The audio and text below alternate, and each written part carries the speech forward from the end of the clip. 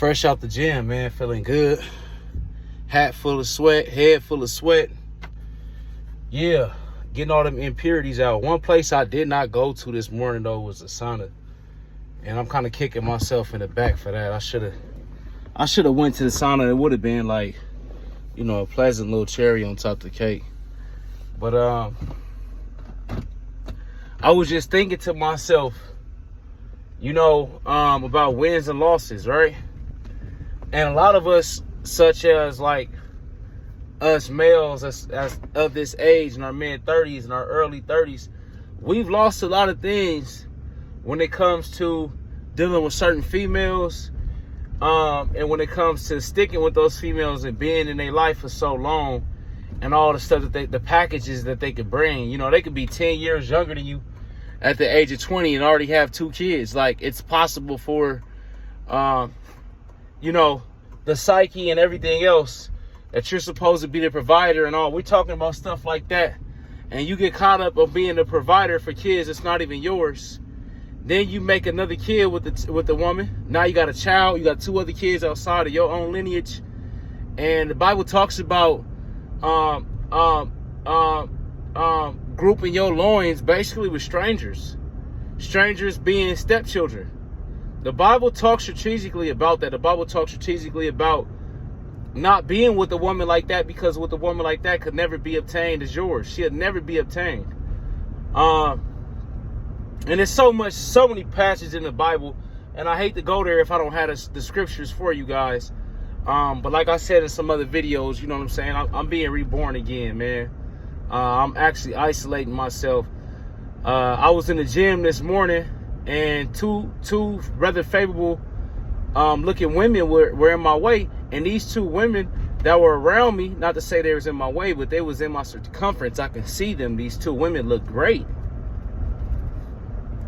And them looking so good, and me being who I am, I usually would take the initiative and the time out to speak to them, you know, with an ulterior motive. And Most High just told me specifically, no, and no. And then he asked me, are you serious about your isolation phase? Because so many times you've told me that you were serious, and I allowed you to do certain things that didn't penalize you right away, or didn't penalize you to a point to where it's bad. I didn't do all that. I didn't penalize you at all. But you keep saying you're on this isolation phase.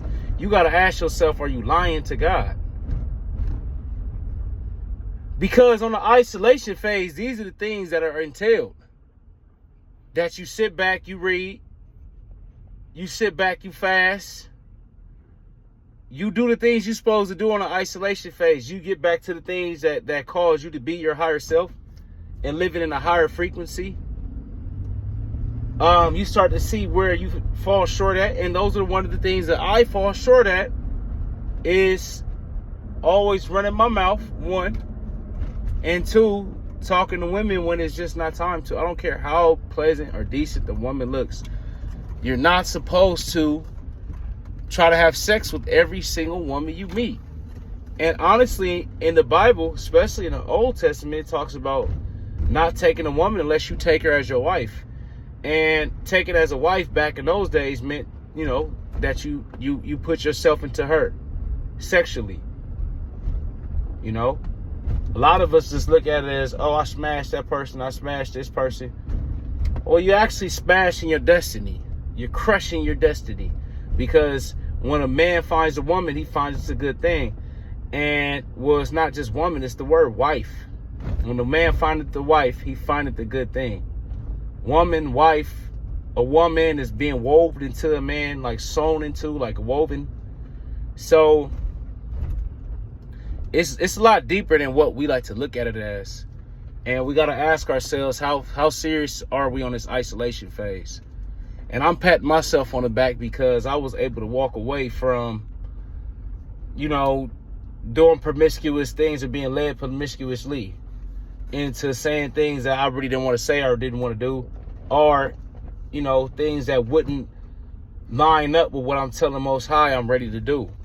Because I am really ready to see myself grow, man. You got to ask yourself, am I ready to see myself truly grow? Because we can grow all day in that there gym, you know. But the saying goes, yeah, I'm growing in the gym, of course. I'm in the gym. This is what happens. But, you know, I took my jacket off. I want to show y'all the gym work. But I can't wait till I'm able to show y'all the mental work. The mental aspect of being greater and being a better person. You know what I'm saying? Where you see it spiritually. I watched a video, a clip, a snippet, and actually it's in my my to-do list, my homework list, is to watch. Remember Kenan and Kel? Kel has an episode on an interview where he talks about how he was like, he had an exorcism done on him, and he had these demonic demons exorcised out of, they got it out of him. And when they got him out of him, he was contorting and turning around and twisting. One of my elder mentors had told me about the video too, I want to check it out. And I seen snippets. I really did see snippets. I didn't see the whole video, but I seen clips and but that's like, to see his face, and even from watching Good Burger and all that, like, he looks like a different being. You know what I'm saying? He's clear. His words are clear. His conscience is just steady. You see the movement of God on his life. And this is where I want to be. And and I know I'm not the only one. I know I'm talking to somebody. It's so many setbacks that we come to, and places where we come to a halt in our lives because we're not listening to God. We're not listening to God. And if you was listening to God, you wouldn't be going through the stuff you was going through. We're not listening to him. You're not. I'm not. You got to keep messing with all the old friends, all the old relationships, all the weed, all the drugs. Some of y'all is pills. Some of y'all is powder. Some of y'all is pornos. Some of y'all is just downright just not even trying to read the word at all. Like, not even trying. That was me too. And it's an ongoing everyday thing. And we don't even take out a little bit of time for him. And it's just like, okay, why would I bless you? Why would I help you? Forget the word bless, okay? Forget bless, right? Because blessings, I believe that comes later after you've shown God a reason that you deserve a blessing. Let's just help. Obedience, right? Obedience is warranting his help. It's saying, hey, I'm going to be obedient for you to give me some help in my life. Because we can't do it alone. So if we getting rid of all the bad people in our life, but behind closed doors, we're really not asking for the help as far as fasting, praying, being our higher self. If you like to go jog, if you like to go run, if you like to do art, if you like to make coffee, go make coffee for people and just go to the office and just pass coffees out. You can write you a small letter. The Lord loves you. John 3:16. Just all little, you know, I wish I had more, like little, you know, you can do things for free every once in a while and just show the Lord that, hey man, give me some help. You know, I'm gonna stop doing what I usually do and I'm gonna do something better. Give me some help, Lord. I need help. So with saying that, I just want to say, stay prayed up, man, because nobody has the answers. Like, none of us have the real true answers when it comes down to being a better person. All we can do is go off of what we've read and what we're shown and what we know not to do. Right? What we know not to do. And some of us know so many not to do's and we still keep doing them. And then we expect God to turn around and help us. Forget the blessing. We're not talking about blessings.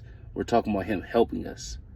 Because him helping us will lead us to a blessing if there's one within those orders that he has for you or either me or whoever it is for. If you're asking for the help, he'll put you in the position of where you can be blessed because you look for the help. But I guess I could say that moreover is meeting him halfway. If you're not ever willing and able or ever willing to meet the Lord halfway, then he's not going to be able to help you.